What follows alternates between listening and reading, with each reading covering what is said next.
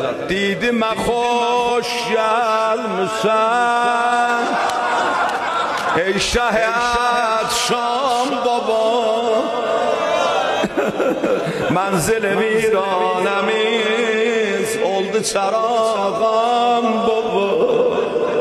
Lablerimi koymuşam ya Allah, kanlı dudaklar ve sen menedir can vala, mən də deyim can baba.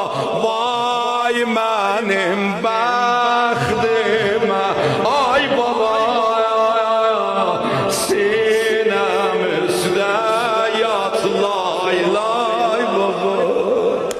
Çoxdur cilayəm baba, qəlbidə var həsrətim. Kaş gətirəydin beşik, vardı belə niyyətim.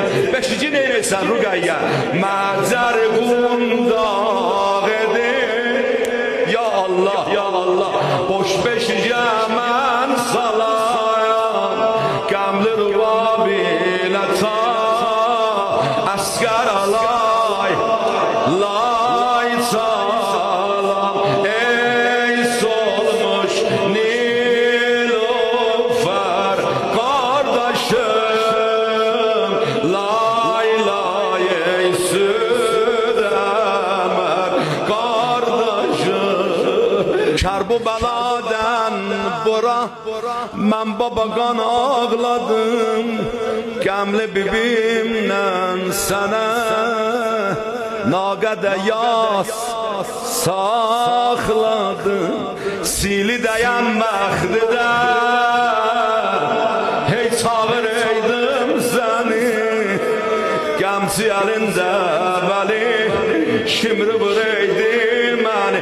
Salih Hazreti Zeynəb alıbını məndən səslürdüm ey zalim yalquzayam. Rəhm eylə qardaşsız bacıyam, çox gözəl sinədə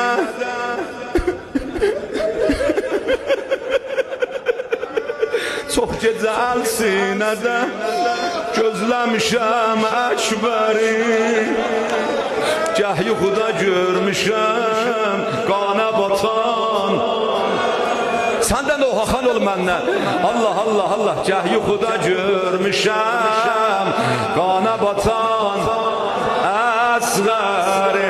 Bax buna, bax buna, qolu va etdün əməl, yoxda dərd o ələm. Arzıma çatdın baba, ey kaş öləm dincələm. Buna bax, buna bax. Qoy ölüm, qoy ölüm, gözlərim bağla get.